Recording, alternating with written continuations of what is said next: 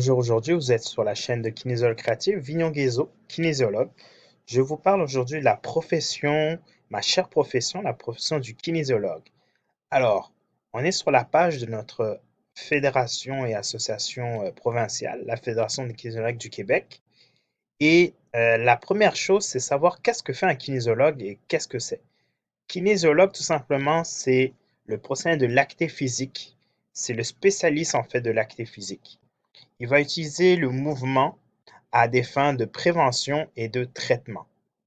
On est plus de 1600 membres à être de la Fédération des kinésiologues du Québec, puis 1000 kinésiologues qui sont aussi accrédités. Alors, voyons rapidement ensemble qu'est-ce que fait un kinésiologue. La première chose, il faut savoir nos limites. En fait, le kinésiologue, nous évaluons la condition physique. Et la condition physique, ça a plusieurs déterminants. La composition corporelle, donc savoir le taux de masse musculaire, le taux de densité osseuse, le taux de masse graisseuse. C'est vraiment tout ce qui est lié à notre composition corporelle. Donc, c'est vraiment qu'est-ce qui constitue notre corps. Et la deuxième chose, c'est l'aptitude aérobie. Donc, c'est vraiment de savoir notre endurance cardiovasculaire au niveau de notre corps et nos poumons. Est-ce qu'on a assez d'endurance pour faire une activité physique, soit régulière, mais aussi est-ce que notre condition physique nous permet de pouvoir répondre à nos besoins de la journée. Donc, c'est-à-dire, une fois qu'on a travaillé, qu'on a fait nos activités de la vie quotidienne, donc le ménage, manger, etc., est-ce qu'on est capable de répondre à des situations d'urgence? Donc, c'est-à-dire, est-ce qu'on est capable de courir pour s'échapper d'un danger? Est-ce qu'on est capable de pousser une charge pour s'en échapper ou de sauver quelqu'un? Et ça, c'est vraiment ce qui fait la différence entre savoir si on est en forme. C'est une fois que j'ai fait mes loisirs, mes occupations journalières, est-ce que j'ai encore l'énergie pour pouvoir répondre à des situations d'urgence? Et c'est là que la condition physique est importante à évaluer sur plusieurs paramètres. On a vu tout à l'heure la condition corporelle. Ça, c'est important. Avec le vieillissement, on peut perdre des muscles et on peut perdre aussi des os. Donc, c'est important de mesurer cet aspect-là. Ce n'est pas seulement une apparence, mais c'est aussi de regarder au niveau de la santé. Est-ce que j'ai assez de densité osseuse pour répondre à différentes challenges de la vie? La petite aérobie, on l'a vu tout à l'heure, est-ce que j'ai l'endurance pour faire des activités de la vie qui sont des mouvements prolongés? Et ensuite, on a les différentes aptitudes qui sont liées aux muscles et au squelette. Donc, on a la force. Est-ce que j'ai la force suffisante pour répondre aux exigences que j'ai à faire dans la journée? Donc, porter des courses, soulever des charges. Si j'ai un emploi physique, est-ce que je suis capable de soulever ces charges d'une façon régulière?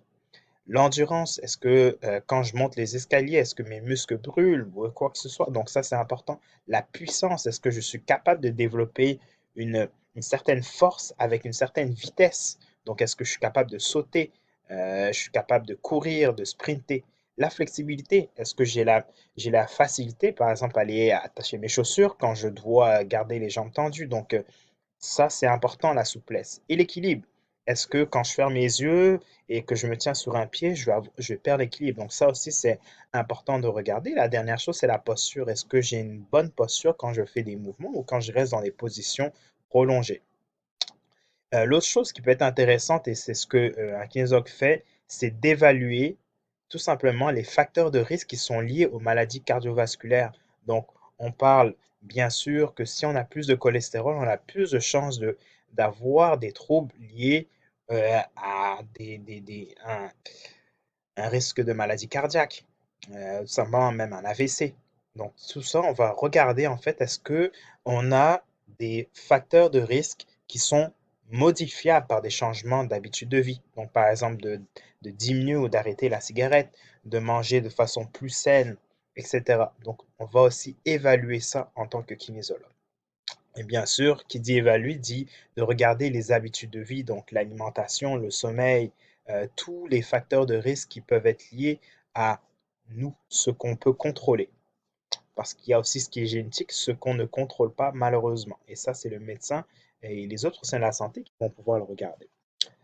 L'autre chose, en fait, à part évaluer la condition physique, un kinésiologue aussi, c'est un conseiller. C'est un conseil en matière d'activité physique. C'est comment choisir la bonne activité physique pour monsieur, madame, tout le monde, mais aussi en fonction de ce qui nous aimons, nos intérêts, en fonction de nos objectifs, nos défis qu'on retenir.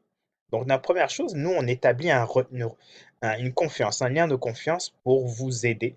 Et on va poser des questions qui vont permettre de voir à quel stade du changement vous êtes, comment on peut vous aider, comment on peut diminuer justement les obstacles qui vous empêchent de changer ces habitudes de vie puis d'être plus actif.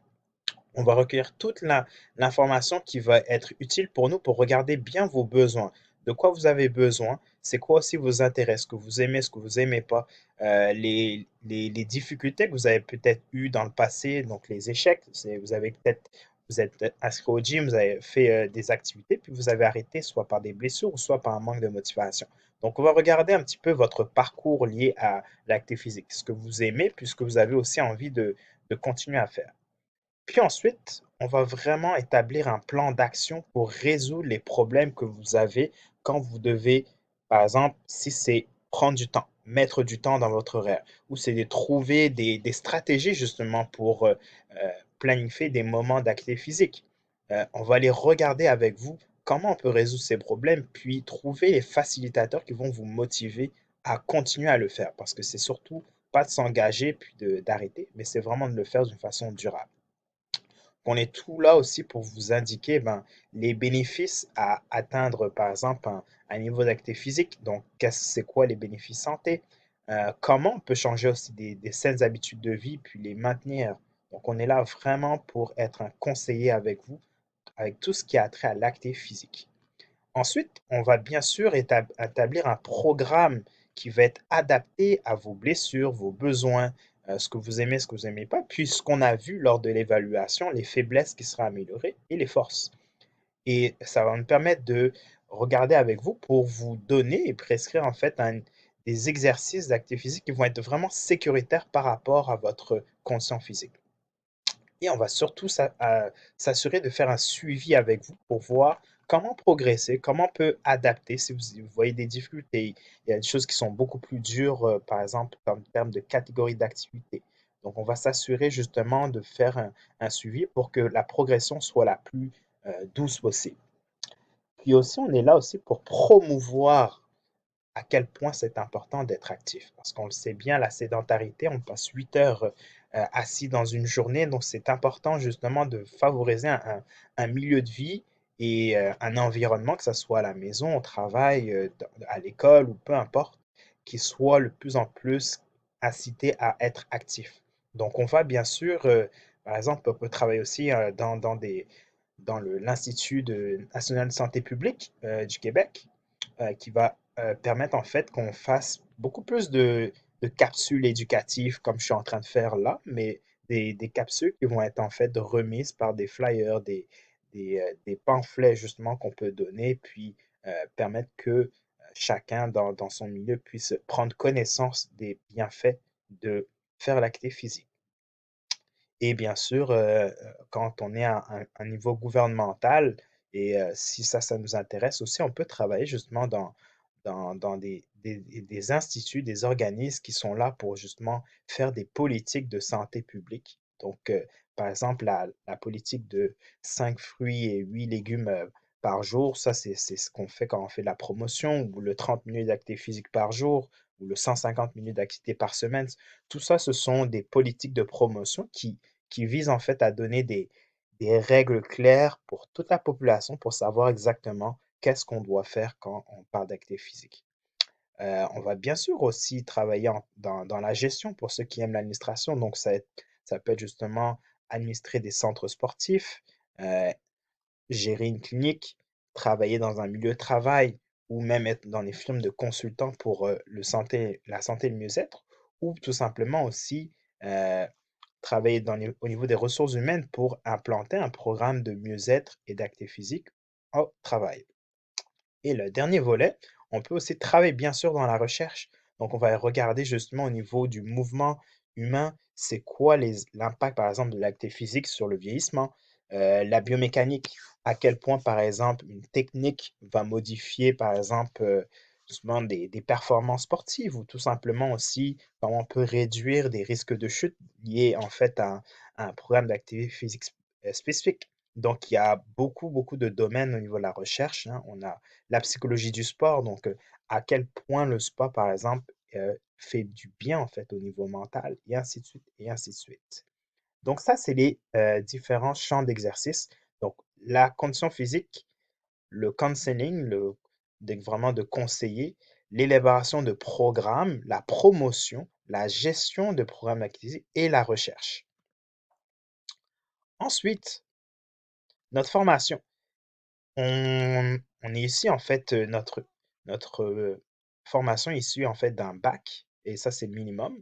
Bac universitaire, 3 ans et demi selon différentes universités, parce qu'on a l'université, bien sûr, de Montréal, Laval, le l'UQAM, l'université de Sherbrooke, l'université de McGill, l'université de Concordia, l'université de Québec à Trois-Rivières, Chicoutimi et Rimouski, qui sont toutes les 9 universités qui sont vraiment reconnues pour une formation en kinésiologie parce que, bien sûr, encore sur le net, il y a beaucoup de justement d'enseignements à faire parce que la kinésiologie, c'est vraiment le professionnel de l'activité physique et ce n'est pas, comme on pourrait l'avoir en Europe, heu, une, une profession justement qui est pas réglementée liée aux sciences énergétiques. Donc, il faut bien faire la différence qu'un kinésiologue, c'est un professionnel universitaire au Canada qui est un professionnel de la santé. Et on a justement un bac de 3 ans avec une formation qui nous donne toutes les connaissances générales et spécifiques pour intervenir et pour être la personne qui va pouvoir conseiller, que ce soit pour des mesures de prévention, réadapter après une blessure au niveau de la performance quand on parle d'athlète, ou aussi pour la motivation des habitudes de vie lors de notre bac. Donc ça, c'est pour plus peut-être pour les étudiants, savoir exactement à quoi vous attendre. Ben, bien sûr, la kinésiologie, on va couvrir l'anatomie humaine, de comprendre le corps, comment la croissance et le développement moteur. Donc, par exemple, de l'enfance jusqu'au vieillissement, comment le corps s'adapte aux changements liés au mouvement. La biomécanique, donc comprendre justement comment fonctionne chaque phase du mouvement. Comprendre aussi le contrôle et l'apprentissage moteur, ben, comment on apprend un mouvement, comment le cerveau apprend à contrôler différentes façons de bouger.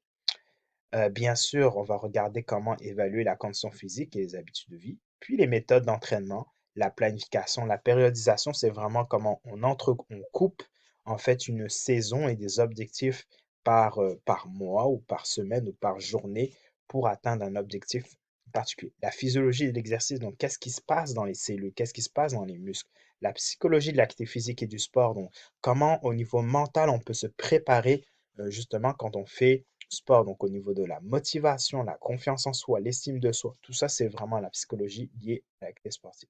Bien sûr, la nutrition, c'est important au niveau sportif.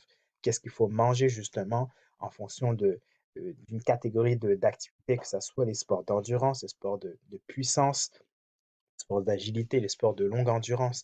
Comment aussi effectuer une méthodologie liée à la recherche au niveau du sport qui fait que on va avoir justement des mesures qui vont être sensibles, reproductives et valides justement pour mesurer, ben, quand on va faire un programme de 8 semaines, par exemple, d'entraînement avec 3 exercices, ben, mesurer l'impact pour que justement on puisse regarder de le refaire en fait, pour qu'on ait des standards en fait d'évaluation et aussi des standards justement de pratique.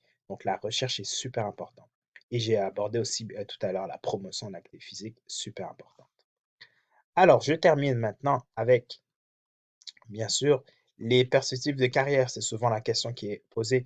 Bien sûr, on peut travailler dans des hôpitaux, dans des centres de santé, des cliniques de réadaptation, dans les CLSC, bien que c'est encore très rare, mais ça commence. Bien sûr, les centres de condition physique. Il y a aussi tout ce qui est récréologie, donc les clubs sportifs, les clubs de loisirs, les fédérations sportives au cégep et au gouvernement. Donc, bien sûr, vous pouvez regarder la liste des personnes dans quel milieu ils travaillent, puis demander, par exemple, de faire avoir une expérience de stage avec eux.